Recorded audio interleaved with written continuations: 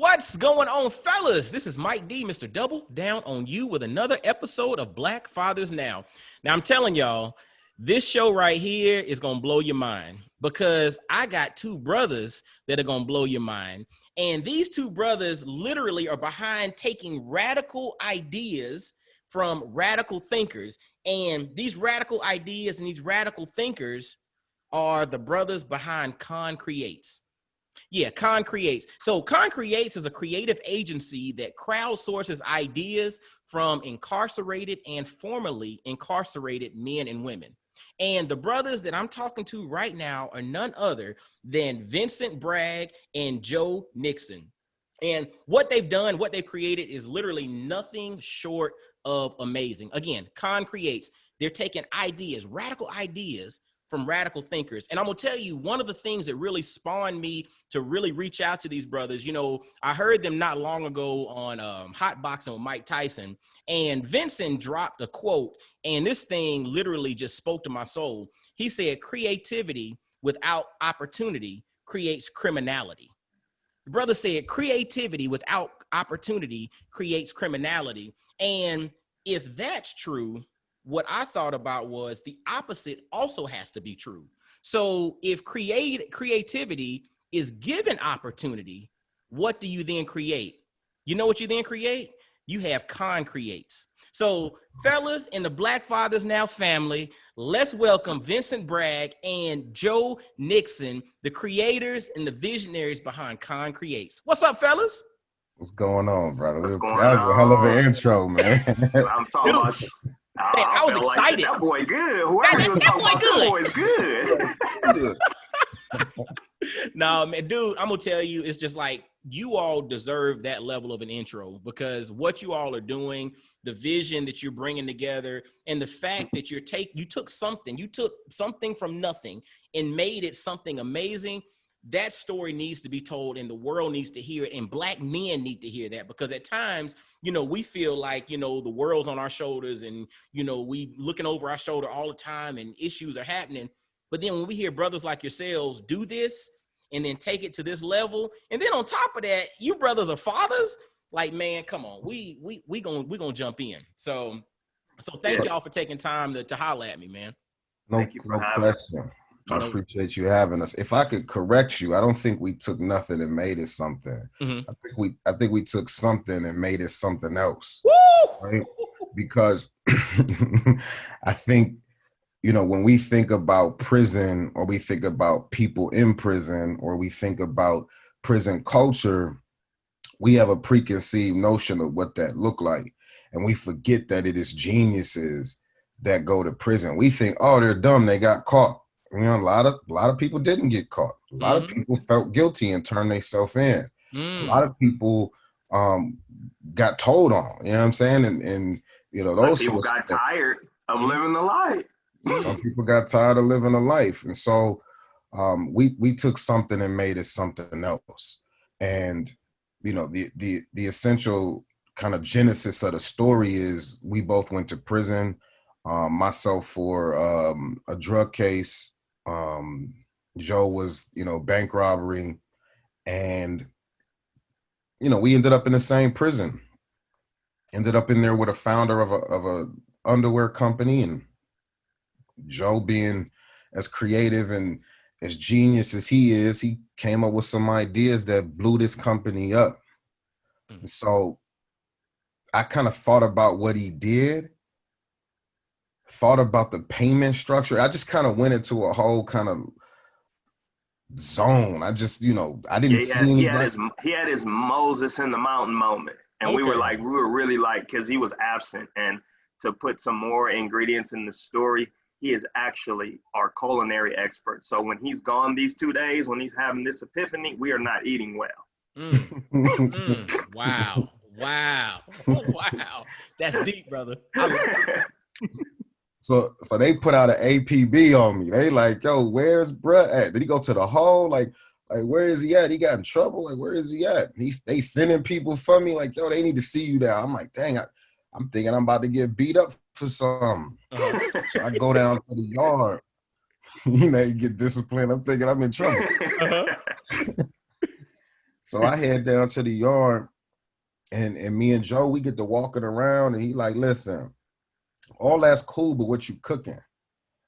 I'm like, I don't know. Y'all got some ingredients, whatever. We get to talk about the meal.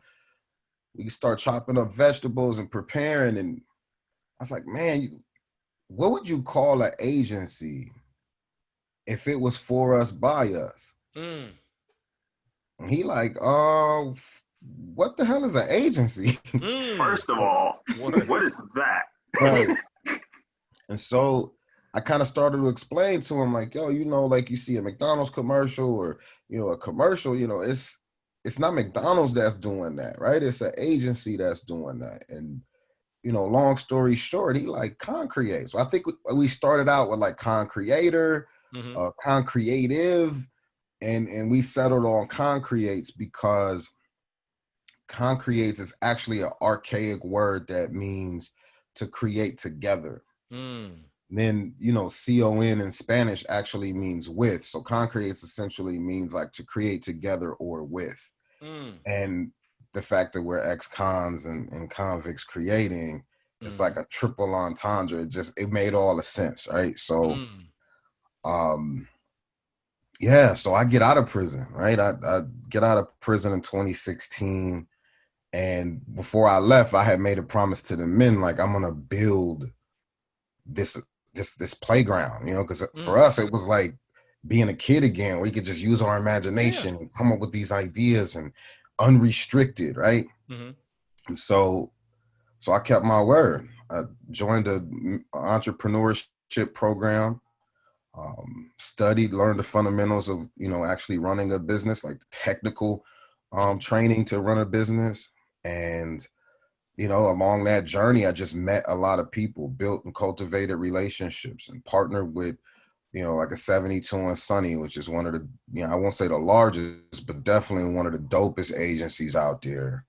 And so, slowly but surely, like, we've been building this thing, and we launched in the media, and, worked with Rock Nation, and working with, some of the biggest companies on the planet, and so that dream is being realized to the point where it's almost becoming bigger than we imagine. Like, the impact is bigger than we imagine, because you got, brothers like Joe who successfully robbed 27 banks. When companies are like, yo, we want him, it's like, you gotta pay his rate. You know what I'm saying? And his rate is $8,000 a day. For a 10-hour day, you got to pay that man $8,000, because that means I got to take him away from a whole other project to be dedicated to yours. And if you want his talent and his skill, it's going to cost you. And these companies are willing to pay it. You know what I mean? So, we got cats sitting behind bars making $125 an hour. Junior marketers. Junior marketers. Yeah. And we're junior marketers, and it is true. Because one thing that we stand firm on, some of the people listening, some of your favorite brands, unbeknownst to yourself, they're involved in prison labor. Yeah.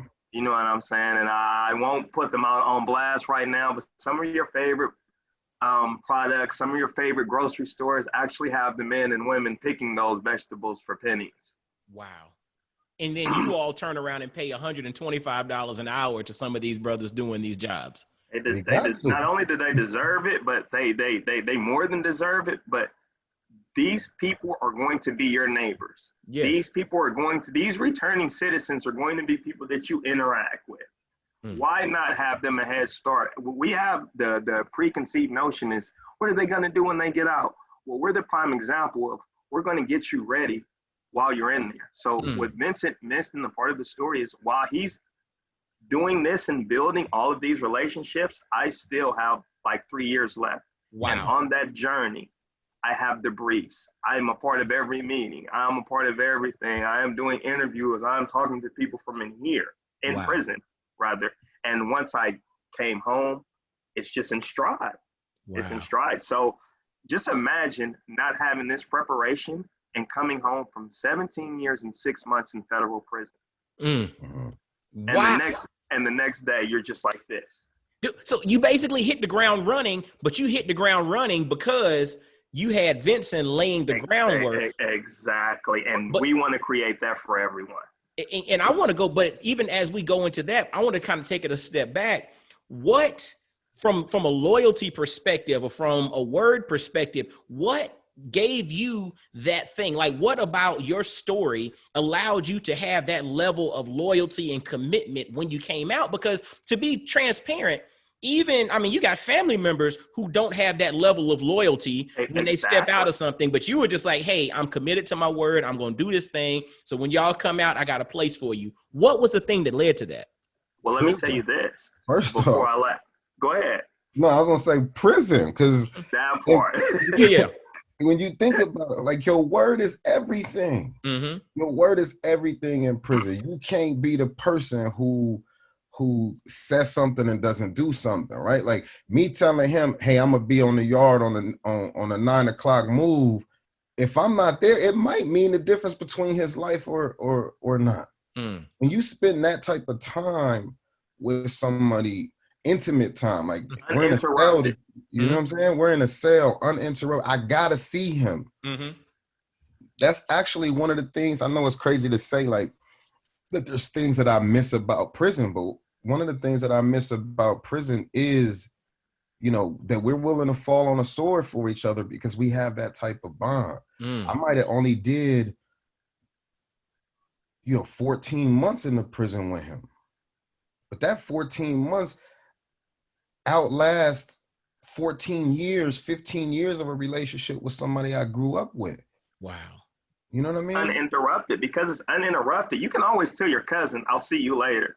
I can't tell you I'm going to see you later. I am going to see you later for sure. Ain't got no choice. Like, I'm going to see you. Whether I want to or not, I'm going to see you, right? Right. You know, and it's interesting, man. Like, there's a poem that I reference on a lot of different interviews. There's a poem by Langston Hughes entitled "Live Your Creed," right? And the first stanza to "Live Your Creed" starts with, "I'd rather see a sermon than hear one any day." Then the last stanza to that says, "For I may misunderstand you in the fine advice you give, but there's no misunderstanding how you act and how you live."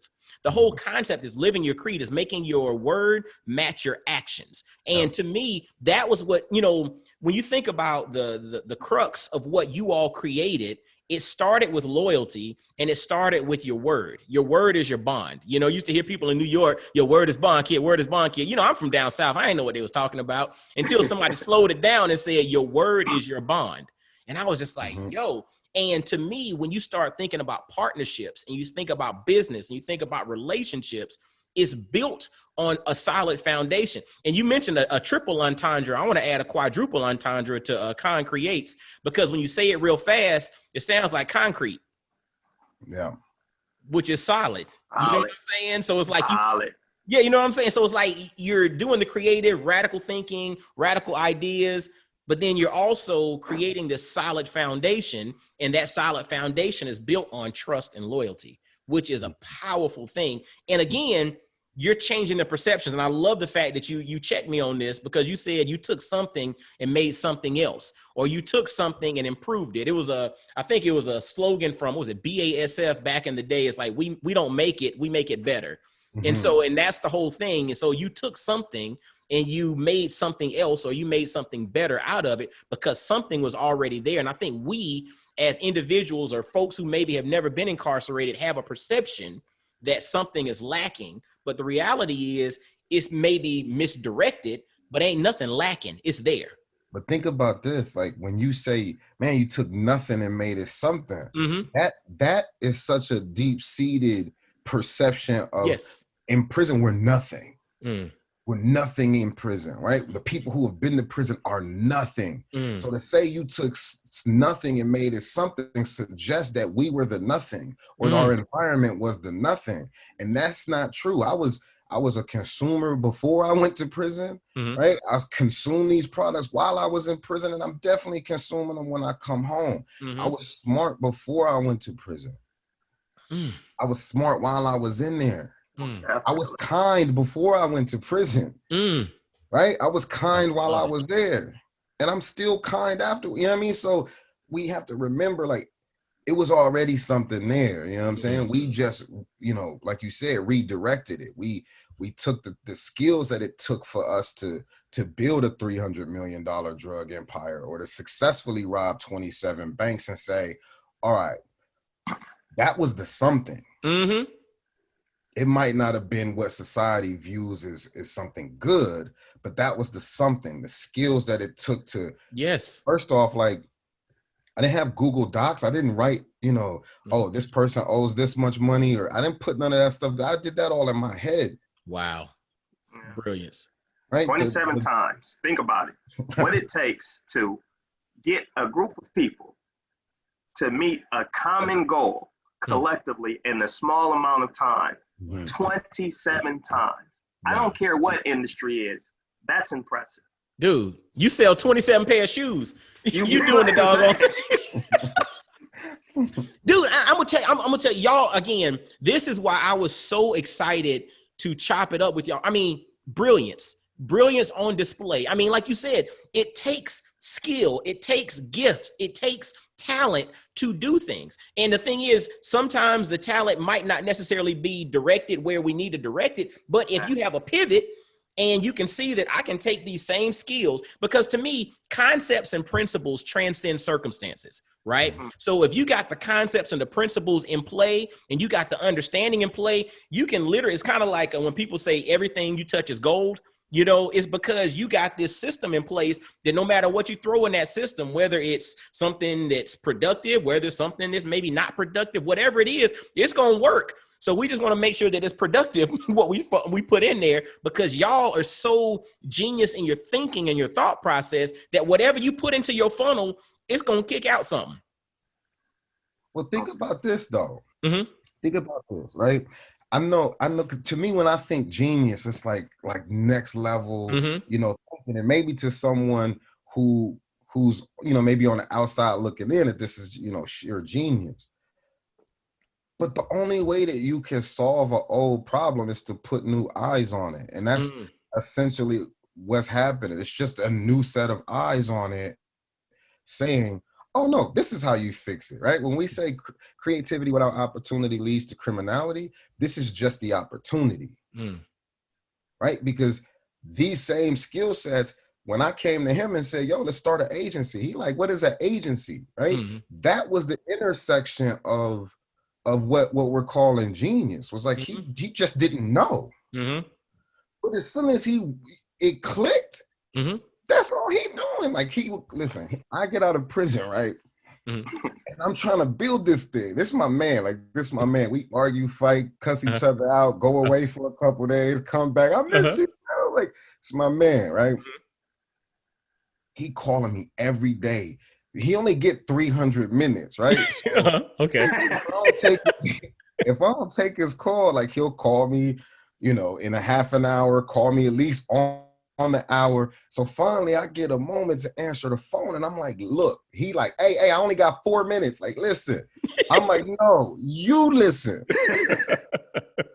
I can't answer your calls. I'm in the meetings with all these people. I'm trying to build this thing. I can't answer your call as much as I would like to. Okay. But do me a favor. I want you to think about 10 brands that you want to work for, and don't call me until you flesh out all 10 of them campaigns. I'm thinking like, man, I got 2 weeks. You know what I'm saying? I could breathe a little. Well, do you know 24 hours later, he's calling?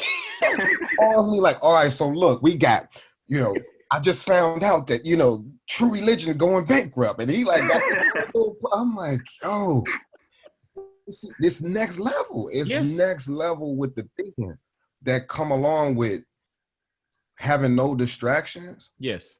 Time slows down. That hyper focus. That's where these ideas become radical and next level, is because the environment is different. I didn't realize, because I personally am on the outside and I got all of these things, a father and meetings, and I was in school, at the time doing the thing and trying to learn the fundamentals, that I'm actually upset with him because I haven't figured out how to recreate that environment that I had when I was in prison to hyper focus and flesh out. This is what an agency looks like. This is how I go about building it, you know, and creating that plan that I'm trying to stick to while I'm on the outside. So the gem in there is when quarantine started for us, we put out something called the Concreates Guide to Doing Time in Quarantine, because we quarantine experts. Mm-hmm. We just did quarantine. They just called it prison. Wow. So we went into that same mode. Right? We not moving around. Maybe we go to the grocery store. Once I discovered Instacart, I was in the crib like the first like 3 months of this thing. Like, wait till y'all see what we've been cooking, because like, seriously. Wow. This is what we do. Wow. Dude, man, I'm gonna tell you, when you said the whole concept of things slow down, and that's when ideas become radical. And you mentioned the concept of distraction, right? So as we all know, these things and the television and the this and the that and all of this stuff serves as a massive distraction for all of us, which then, you know, and the thing is, when it comes to attention, no matter what, you only have 100% of your attention, right? So if you got 50 different things and you evenly splitting your time amongst 50 things, everything's getting 2% of your attention. You know what I'm saying? Like, it is what it is. Like, attention is not something that you got more than 100% of. And so to your point, the blessing of having sole focus on what it is we're doing, I can put my heart, my soul, my everything into that. And to your point, everything slows down. And that's when ideas become radical. Like what you drop, I mean, I think to fellas that are listening, we're looking at quarantine and a lot of people are so busy trying to get things back to what they were. And, oh, I'm so frustrated sitting at the house, or I'm so bored, or I'm so this. There's another part to that I think a lot of people don't think about. And it's the fact that most folks are not comfortable with themselves. Very much so. And by not being comfortable with yourselves, when you have a lot going on, you have the ability to stay distracted. You have the ability to never have to look in the mirror, because I can always look to the left or look to the right because I got a million things to do, a million places to go. So to you two brothers, man, when you mentioned that, you know, the concept of things slowing down and it was forced on you, you know, being, you know, incarcerated, but the whole concept of being sure of yourself, it seems like you two brothers were very much sure of who you were and sure of yourselves. Therefore, when you have these moments of solitude, it's not a time of frustration. It's actually, man, cool, I got time to create, build, and cook up something. That part, because you know what's amazing, the segue in front of that, people always frown upon addictions. Mm-hmm. You know, when you hear the word addiction, you say it's a bad thing, it's a bad thing. But what we've specialized in is becoming addicted to self-reflection.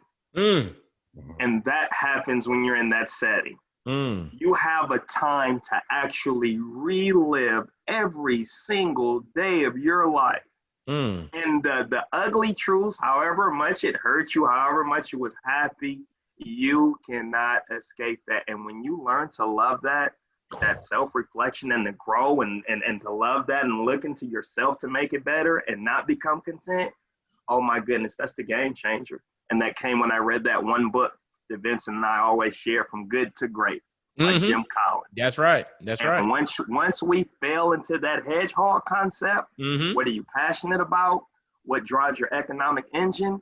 And what do you think you can do better than anyone in the world? And I promise you guys, when you get there, the bag go chase you. That's right. Dude, I'm gonna tell you. Go ahead, Bank Robert.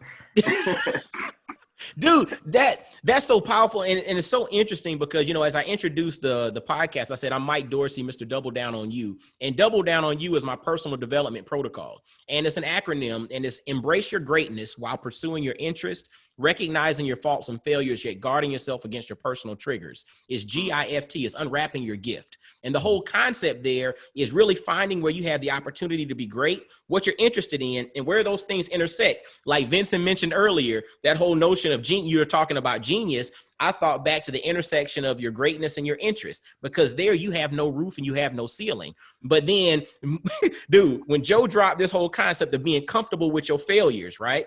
The faults and failures, when you recognize that, it always takes me back to that last scene from the movie 8 Mile. You know, when Eminem was basically, you know, he was battling or whatever with Homeboy, and literally what he did was he went up on stage and he told the audience everything that was wrong about him. He literally Lead with flaws. Say that again. Lead with flaws. Lead with flaws. And then what was the last line? He tossed the mic and said, now tell them something they don't know about me. He took the power back. He had control, and therefore, if you have control of your faults and your failures, you own your warts, you own your issues, you own all that crap. If you own it, nobody can use it against you, because you're like, oh yeah, dog, I addressed that already. So what you got next? Come on with it. It's funny too, right? Because, you know, we work with some of the biggest brands on the planet, and this one, you know, particular brand was like, great, you guys are onboarded. We're gonna, you know, start, you know, sending you guys, you know, briefs and stuff. But one thing that we kind of gotta do, that we make everybody do, you know, in case you guys end up on our campus or whatnot, is, you know, your people have to pass a background check. And I'm like, that's kind of counterintuitive, right? Yes. Like, we're not going to pass a background check. Like, we literally go to our website, go to any podcast, anything that we've ever done. We've all been to prison. Like, we, like some of us are still in prison. Like, you know what I mean? Like, we're not going to pass a background check, right? So that is also the intersection of change, because then they have to think about it and was like, well, we're specifically hiring them because they have a different perspective, because they've been to prison. Maybe we shouldn't really be pushing this line so much. Maybe let these guys work, you know what I mean? And so it's those fine lines of like leading with your flaws that you can't really be tipped over, right? Because we put this, I read this book and I love this book so much. It's called The Process of I love the book so much, I tracked down the author and became friends with her. But she talks about how we identify with our titles. Right? Like, I'm a police officer, right? And with that title comes a certain level of like respect, or, you know, I'm the president, or I'm a father, or like, oh, I'm a black man. But that's not who we are, right? These are just titles. You know what I'm saying? And so that's where I kind of got this notion of like, yo, we got to lead with our flaws. I watch CEOs. Oh, you know, this CEO, you know, took a picture of himself, a selfie, while he was naked in the bathroom. And then the world goes crazy as if we don't take selfies when we naked. Wow. Especially when you single trying to get some. It is. That's that swipe left, swipe right. Come on. So we start to identify with these titles. And in this book, she tells the story of this teacher who apparently didn't make enough money as a teacher, would moonlight as a stripper. And so the superintendent and all his fellas, they all go out, and then they end up seeing this teacher and they end up firing her. Oh, we don't want this type of person, you know, teaching our kids. But it's like, how are we identifying with the title of stripper versus teacher? Right? It's not like she doesn't have the skills to actually teach children, right? She's done that. It's like me learning from somebody who went to prison for securities fraud. You want me to go to an MBA program and learn the rules? I'd rather learn from somebody who also broke the rules because they knew the rules. They know them better than the people who wrote them, because they was able to move outside of it. They found the loopholes and all. So I know the ins and outs of how to take a company public and all of this stuff, because I learned from a guy who broke the rules after he learned them. And so once we call ourselves students of the game, I think the reason why we've gone so far in the advertising space is because we're not afraid to go to other agencies or go to other legendary creatives and say, how do we do this? Like, we don't know how to do this. Like, go to other fathers and be like, yo, how do you do this? Like right now, my son is going through a stuttering phase. Okay. Where he can't like get his words out. Before he was just completely articulate. And I'm like, yo, like, did something happen? Did he get sick and it fried his brain? And everybody, you know, I'm talking to other fathers. They're like, oh man, don't worry about that shit. He gonna grow out of it. You know what I mean? Like he thinking too fast. That's it. It's not catching up with his voice. Yeah. And I'm like, whew. But being able to have that, you know what I'm saying? You know, mentorship, right? Like is important. And I want to go back to the self-reflection part real quick. Okay. We learn how to bend our environment to our lifestyle. That's the thing that set us apart from a lot of the folks in prison, right?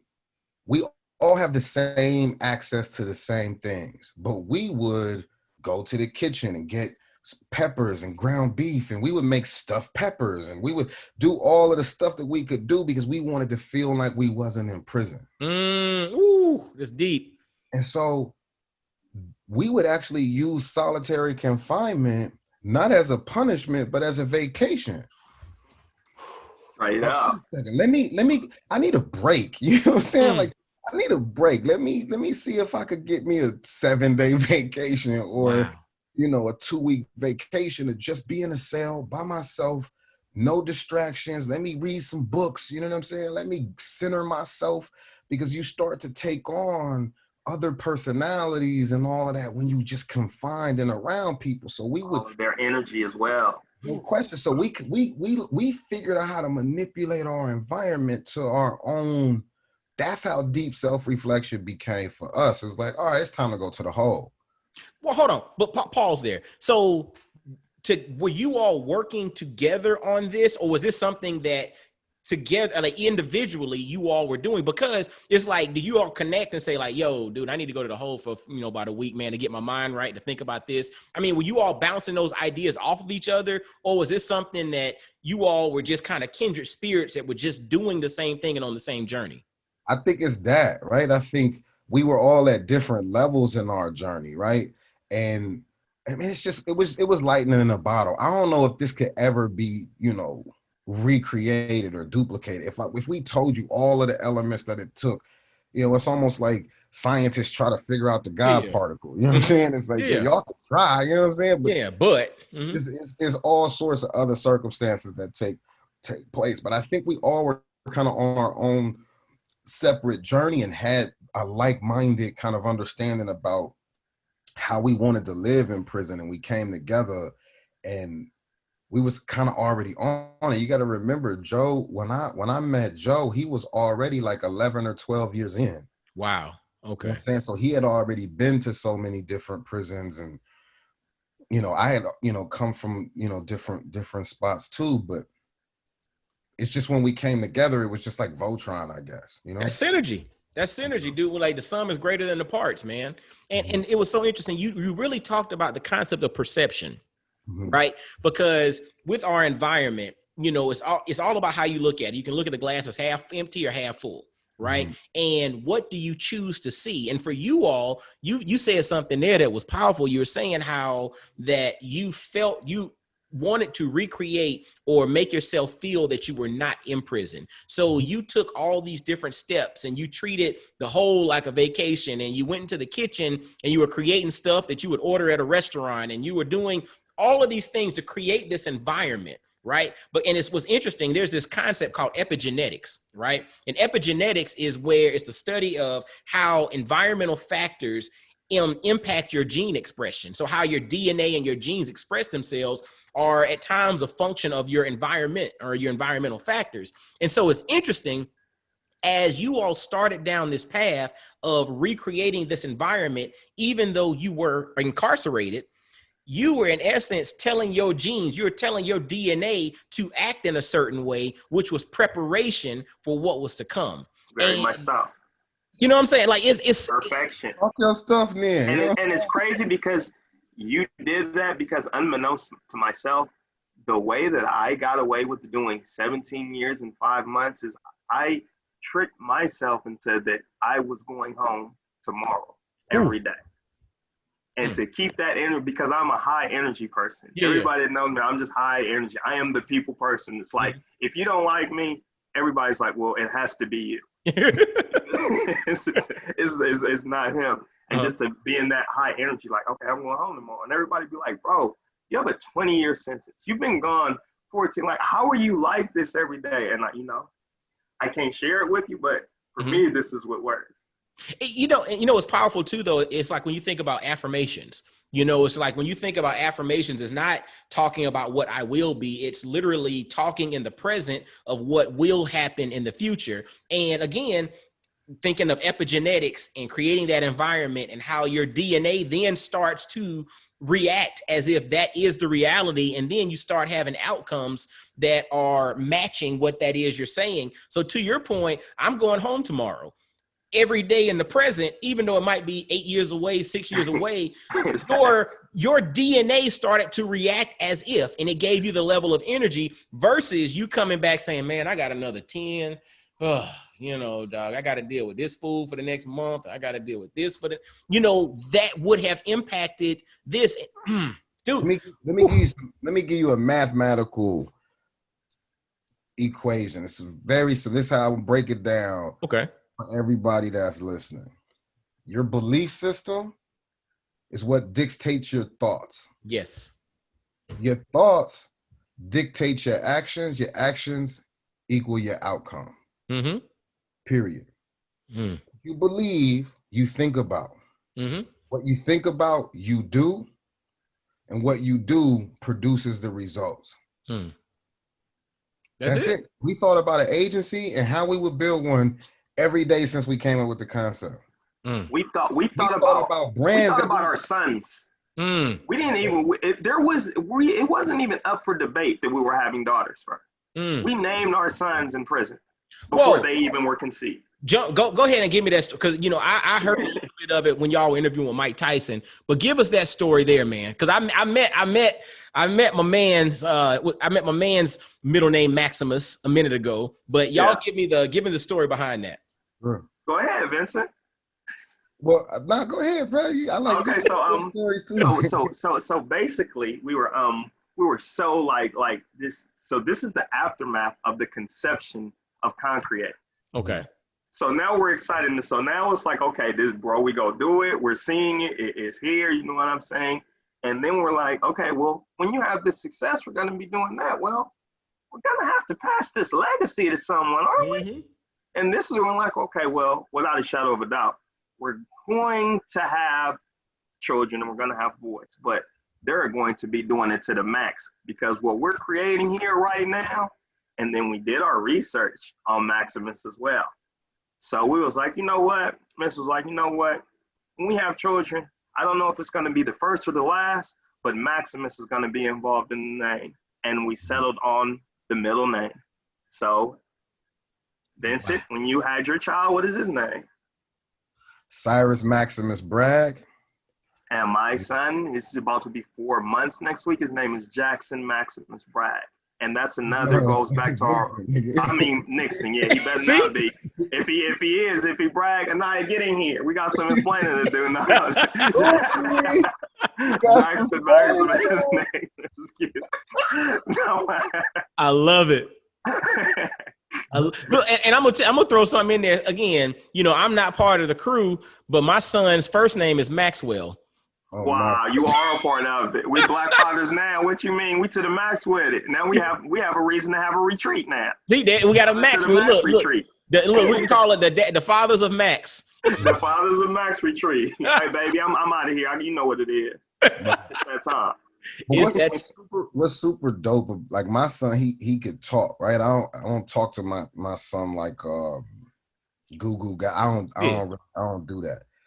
But that was advice that I got from another father. Like, yo, talk to him like a man. Like, talk to him like you want him to understand. And so he has these like conversations with me that still blow my mind. Like at 3, like at 3 years old, he has these conversations where he's like, "What are you doing, Daddy?" I'll be like, "Minding my own business." And he'll be like, "Your own business?" I'm like, "Yeah."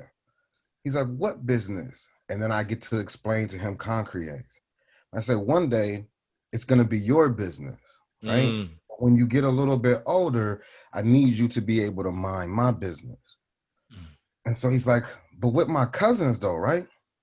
And I'm like, yeah, you could run the business with your cousins. And he's like, all right, then I'll do it. Wow. Wow. And so then you think about Jackson and you think about Prince and you think about all of our, you know, inner circle of guys that went to prison who, for some reason, the Most High gave us boys first because we got boys first. I just knew with all of the dirt that I've done with women that you gonna have girls. I was like, I'm about to have girls. I thought I had a dream it was gonna be 2 twin girls out the gate. I'm little beautiful girls too, that you just gonna have to be like, man, come on. I already know. You know what I'm saying? I already know what I've done. And they say, you know, the father always has to, you know, the child has to bear the sins of his father, right? Mm-hmm. So, you know, we ended up having boys. The Most High blessed us with boys, and so it's interesting because we get to pass along not just like the kindness or the wisdom, but we also get to, I think the biggest thing that Black folks need in this world right now is generational wealth. Mm-hmm. That's what we need, right? A lot of folks, we feel like, oh, it's systemic racism because they just passing shit down. We need to be passing stuff down. Yes. You know what I mean? And so Concreates has never really been about us. You know what I'm saying? That's the crazy thing about it is like we created Concreates and thought about naming our children so we could give this to them. Because when we say it all the time. I could give my son everything, and he could still go to prison. You know what I'm saying? And he could still go to prison. So creativity without opportunity is what leads to criminality. So you're gonna make sure that the opportunity's there. All of them. Whatever it is they want to do, all of them. Whatever it is. And, you know, dude, I'm gonna tell you that to me really speaks to the soul of fatherhood and what it is we as Black men, as Black fathers should be doing. It's creating opportunities. It's making sure that no matter what that, you know, the proclivities of that kid is, whatever their interests are, whatever their gifts, their talents, their skills, whatever it is, you're in a position in which you're creating opportunities for them. Because when you create opportunities, again, you know, you mentioned that creativity without opportunity creates criminality. Then again, the opposite is true. Creativity plus opportunity creates. Well, it's almost like saying criminality, right, with opportunity equals creativity. You know what I'm saying? It's like if you're already a criminal and you provide an opportunity, we're gonna tap into that creativity, and then you're gonna get creative ways of solving problems, right? And so I like to think about a conversation that I had with my son, and it was about like around the same concept of like running the empire, right? Like we always think like, hey, our son, we're gonna give him the empire, but he might be like, man, I just want to design clothes. That's right. He might be like, I want to be in the military. Like I want to be like, you know what I'm saying? Play with police cars and shit. He might want to be a cop. I don't know, right? Yeah. And so I started having this kind of conversation with my son, and he teaches me stuff all the time. Shit's amazing. And to realize that I'm learning from him, I also realize like I am not in control of his life, right? I am only a steward. Yes. Of growth. Yes. Right. And so we forget that, right? Because we were taught coming up, like, I brought you in this world, I'll take you out. Yep. You're gonna be this. Like my grandfather's, you know, so crazy. Like I wanted to be a musician. He like, you gonna be a pharmacist. And then I turned out to be a street pharmacist. He's spoken into existence. Right. So you gotta be careful with what you know what I mean? Like, because I always thought, like, how am I make all this money as a pharmacist? You know what I'm saying? How am I make that money as a pharmacist? And, you know, pharmacist was kind of way. But the point that I'm making is, like, if there's, like, any part in words, you know what I'm saying? It's like, we are literally stewards of our children's growth. We do not control our children's future. We got it. I think we got a call. I think we got a. Oh, excuse me, y'all. We do in 10 minutes. Oh, y'all got to run? Oh, I didn't know. Sorry, excuse me. In 10 minutes. Okay. Cool. Well, we'll wrap it up in a second then, fellas. But I mean, speaking to that and because you all jumped into fatherhood and you really talked about the purpose of fatherhood. And I did an episode a while back that was titled "Your Kids Are a 20-Year Lease." Your kids are a 20-year lease. And so if you really think about it, to your point, our children are basically a 20-year long-term lease, give or take a couple of years based off of their development and everything. And to that point, that's what we have. And we're stewards of their growth. And we're here to identify where they have gifts, talent, skills, pour gasoline on those fires. But then it's incumbent upon us, like you all are doing with Concreates and all your creativity and the empires that you're building. You're creating an opportunity for them to then, whatever they want to do, to ride off and make that thing happen. Because again, creativity plus opportunity, I'll just say ... There's no limit to that. And so that's what you guys are doing. Fellas, I know y'all got to run in a few minutes. Is there anything that you'd like to share about Concreates? How can the folks get in touch with you? If there are brands listening, how can they reach out and, inquire about services and having y'all do your thing? If y'all speak, products, whatever, y'all have the floor, man. Let us know what you got and how to get in touch with you. Sure. I think the easiest way to reach out to us is through our website. Okay. Concreates.com. Okay. Through that website, there's different emails for whatever you're inquiring about, and you can reach out to us that way. Across all platforms on social media, it's at Concreates, but that's CONCRE 8 TES. Okay. So that's Instagram. That's whatever platform you're using. That's how you can find us. And we're approachable, so don't think about I don't know how to talk. Ask for who you want to talk to, and that's it. We're the most regular people. Just remember that we are the stoplight of the intersection of passion and purpose. Woo! So we understand everyone's language. We are as comfortable in an aristocrat setting as we are on Slauson and Crenshaw, and that's what makes us different. Stoplight at the intersection of purpose and passion. Let's go.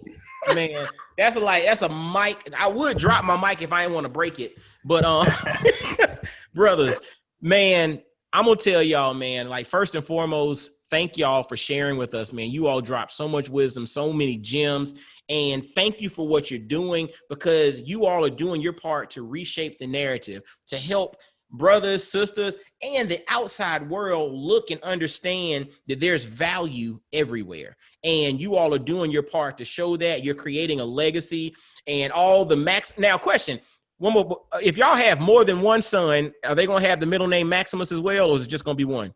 Well, I think we're going to, because I think their names may be Tumi, Tumi, and we're going to do something with them in the near future, but that is a brand of a wallet that Vincent and I bought. Okay. And we made, when I came home, we were going shopping. He was like, bro, we both got the same wallet. He was like, you know what? We're not going wallet shopping again until we put $1 million in each of them. So that's the get down. So we'll be getting wallets pretty soon, but their names may be Tumi. Their names may be too. I can dig that, man. I love it, man. Well, brothers, man, I really appreciate y'all. And definitely fellas and ladies listening too, because y'all tweet into what we're talking about. Make sure to visit concreates.com, and on social media, reach out to Concreates, and that's CONCRE 8 TES on all social media platforms. And who you're listening to right now is Vincent Bragg and Joe Nixon. And you can find them brothers on social media. Their links are there under the Concreate stuff. So get in touch with them, reach out. Actually, I think we connected on social media. I think I reached out to both of you brothers on social media. So we connected. So again, they're approachable. And like Joe said, they're the stoplight at the intersection of purpose and passion. Realize that, know that. Mic drop. Fellas, I appreciate y'all. Make sure to subscribe to Black Fathers Now on all social media platforms. Make sure to share this interview out. And you know what? Until next time, y'all be blessed, well, and wise. And I'll holler at you. Peace.